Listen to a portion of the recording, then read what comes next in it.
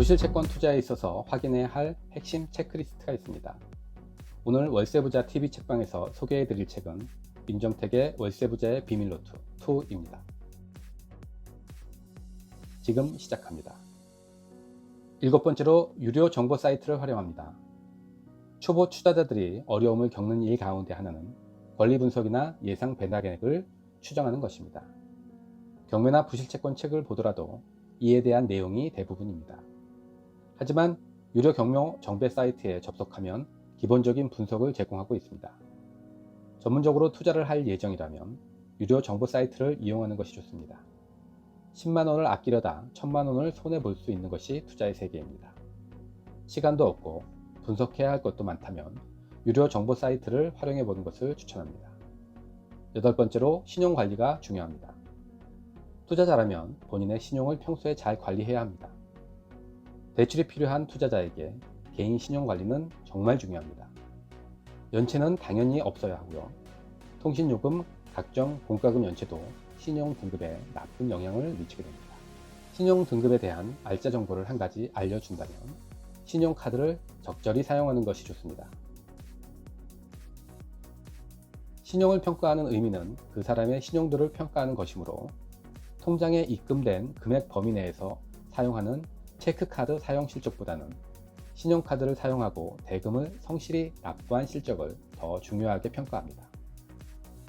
신용카드는 월 사용 한도액이 있는데 사용 한도액 관리도 중요합니다. 카드 사용 한도액과 실제 월 사용액의 차이는 크면 클수록 좋습니다. 신용카드 월 평균 이용 금액이 200만원이라고 해서 신용카드 사용 한도를 200만원 가까이 맞출 필요는 없습니다. 오히려 200만원에 200%, 즉 400만원을 사용 한도액으로 설정하는 것이 신용에 더 유리합니다. 사용 한도액이라는 것은 일종의 상한선이고 위험을 알리는 경계선의 역할을 합니다. 신용평가회사는 월 이용액이 상한선에 접근할수록 카드 소지자의 신용이 위험하다고 판단합니다. 따라서 신용평가에 불리하게 작용할 수밖에 없습니다. 월 평균 이용액의 2배 정도를 카드 사용 한도액으로 정한다면 신용관리에도 문제가 없을 것입니다. 9번째로 가장 중요한 것은 전문가를 활용하는 것입니다. 투자의 세계는 냉정합니다. 알면 돈을 벌고 모르면 돈을 잃는 것이 투자의 세계입니다.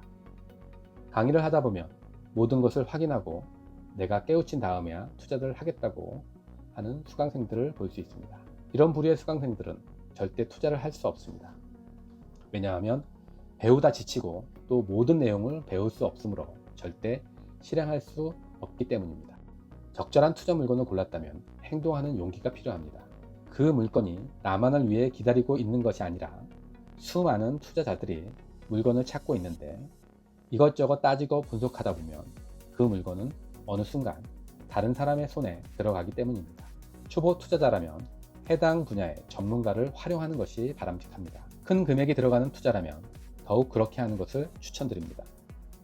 해당 분야에서 오랫동안 연구하고 많은 물건을 경험한 사람보다 더 많이 알 수는 없습니다.